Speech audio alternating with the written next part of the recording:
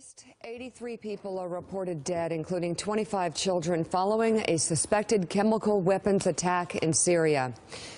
We want to warn you very carefully that the images from this story are extremely disturbing. At least 350 more were said to have been wounded in this attack happened at the rebel-held city of Idlib. And here we go. A top Syrian military officer has denied Syria used any chemical weapons, while Russian media, citing the defense ministry, says that it was a government airstrike that hit an alleged rebel chemical weapons stash. The UN Security Council will meet this morning at 10 a.m. to discuss this attack. In a statement, President Trump condemned the reprehensible and intolerable attack while shifting blame to his predecessor, President Obama, saying in part, quote, this: "These heinous actions by the Bashar al-Assad regime are a consequence of the past administration's weakness and irresolution." President Obama said in 2012 that he would establish a red line against the use of chemical weapons and then did nothing. The Trump administration statement criticizing President Obama for a lack of action in Syria contrasts with a tweet from Trump in September of 2013, which reads this: "President Obama, do not attack Syria. There is no upside and tremendous downside. Save your powder for another and more important day." Joe, let's just lay it out here and talk about this. First of all, on this show, we've been extremely critical all along. Right. To the Obama administration for their inaction or lack of strength as it pertains to Syria. Having said that, this is on Trump's watch. What do you make of his first reaction to this? Well, first of all, it's our jobs to criticize presidents, whether it's what George W. Bush was doing in Iraq or what Barack Obama was doing in Syria. That's what we get paid to do. What the President of the United States gets paid to do is lead us together as a country in times of crises.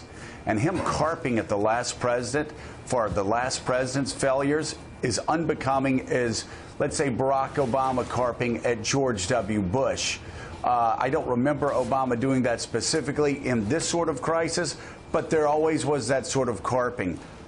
But by his own statement, Donald Trump now puts the responsibility on his shoulders. Okay, you're criticizing Barack Obama for what he did not do in 2012.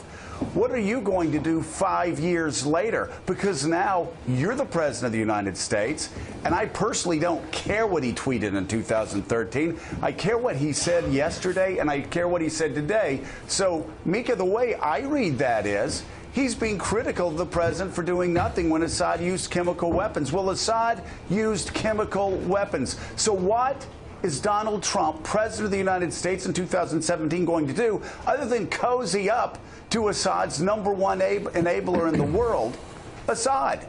Well, unless he's a complete hypocrite, and we have every reason to believe that he is, he will do something about this. He will take strong, aggressive action with the world community.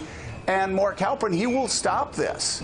He can't criticize Barack Obama on one hand for turning a blind eye to Assad's chemical weapons in 2012 and then allow it to happen in 2017 and do absolutely nothing while this Holocaust unfurls before our eyes. Why is this such a big week? Because he's dealing with three of the most intractable foreign policy challenges the last three presidents have dealt with. How to get North Korea to stop having missiles and nuclear weapons. How to get China to stop taking advantage of the United States on the economy, and how to get the Syrian civil war to end, how to get Assad out of power and Russia's influence there to diminish. And in all of those cases, as you said, Joe, the onus is on him now. He doesn't like how President Obama dealt with those three issues. This is the week when he's got an opportunity. You want to put it in a different way to say it's not a crisis, it's an opportunity. This is his opportunity to say, I didn't like what President Obama did on those three issues. I'm going to do it differently. The statements yesterday, though, as you suggested, didn't really show a roadmap to how he's going to deal with Assad any differently, except to say we're going to leave him in power. Pointing fingers back 5 years ago does nothing for what happened yesterday and the day before and what's happening every day. Shane Harris, why don't we just face the grim reality? It seems that there's going to be very little that the United States of America can do to persuade Russia to intervene in Syria, and there's very little Donald Trump's going to be able to do to get China to intervene in North Korea in a meaningful way. Well, I think that, we went earlier to the question of people in the foreign policy community having anxiety about Trump's knowledge of North Korea or Russia or some of these issues. In Syria, this is a place where he could actually try to do something, and it would be more than the previous administration had done. And I think actually he would win a lot of points and build confidence with people, even holdovers from the Obama administration, who were deeply frustrated with the fact that we drew a red line and then did nothing about Bashar al-Assad's use of chemical weapons. So even moving from sort of point zero forward a little bit more and trying to work out some kind of response would be more than the previous administration did, and potentially give him the opportunity to say, look, I'm trying. There is no perfect answer to any of these problems. It's not sitting in a box or on a shelf someplace, but he could at least try to start to do something, and he would actually be making some more progress. So remember, it was just last week Secretary of State Rex Tillerson said the fate of Bashar al-Assad is up to the Syrian people, which was a departure from at least the rhetoric from the Obama White House that Assad needed to leave. So what are the answers? There are no easy ones in Syria. Now President Trump faces the same finite list of potential actions that vexed the Obama administration for years. He could put American boots on the ground, something President Obama categorically ruled out, although there are special forces there. He could establish a no-fly zone and risk having to shoot down Russian or Turkish fighter jets who stray into the area.